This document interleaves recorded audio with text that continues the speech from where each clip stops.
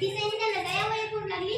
हो माझं बाळ घरी एकटे आहे, ते तान्हा आहे, ते रडत असेल, मी जात असला की दरवाजा बंद करा अशी ती दयावर येऊ लागली. पण सैनिकांचा नाईलाज होता. हो सैनिक सांगू लागले स्वतः छत्रपती शिवरायांचा आदेश आहे, कोणी आले तरी दरवाजा उघडायचा नाही, स्वतः राजे जरी आले तरी दरवाजा उघडायचा नाही असे सैनिक म्हणतात.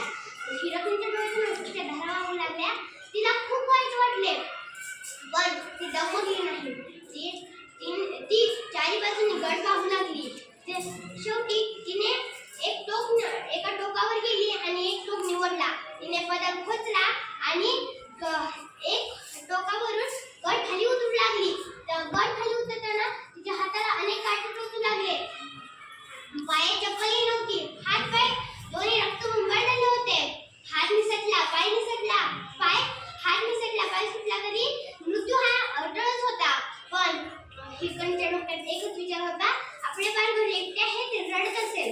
पण हिरकणी गड उतरू लागली.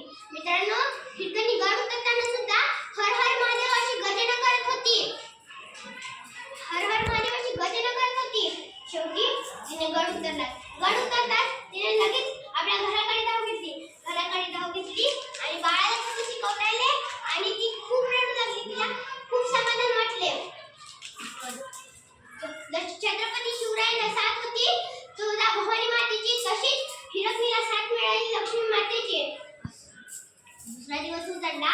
ही बातमी सगळीकडे वाऱ्यासारखी पसरली. हिरकणी गेली कुठे? गड उतरून गेली कशी? काही सैनिक म्हणाले, हिरकणी या टोकावरून गड उतरून खाली गेली. पण काही मावळे म्हणाले, हिरकणी गड उतरून या टोकावरून खाली गेली. ही बातमी महाराजांपर्यंत सुद्धा पोहोचली. ते म्हणाले, त्यांनी लगेच आदेश दिला, जावा हिरकणीला सन्मानपूर्वक गडावरती आणा. सैनिकांनी हिरकणीला सन्मानपूर्वक गडावरती आणले आणि तिला साडी चोळी देऊन सन्मान केला. पण तिला घरी पाठवले. हिरकणीला घरी पाठवले आणि त्यांच्या लक्षात आले, ते हिरकणी आपल्या बाळासाठी गड उतरून खाली जाऊ शकते, तसाच आपला शत्रू गड चढून वर येऊ शकतो असे ऐकताच असे लक्षात येताच त्यांनी लगेच गड टाचण्याचा आदेश दिला.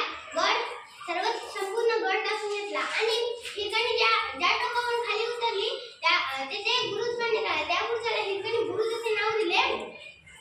एका स्त्रीने म्हणजेच एका आईने आपल्या बाळासाठी केलेलं धाडस आपल्याला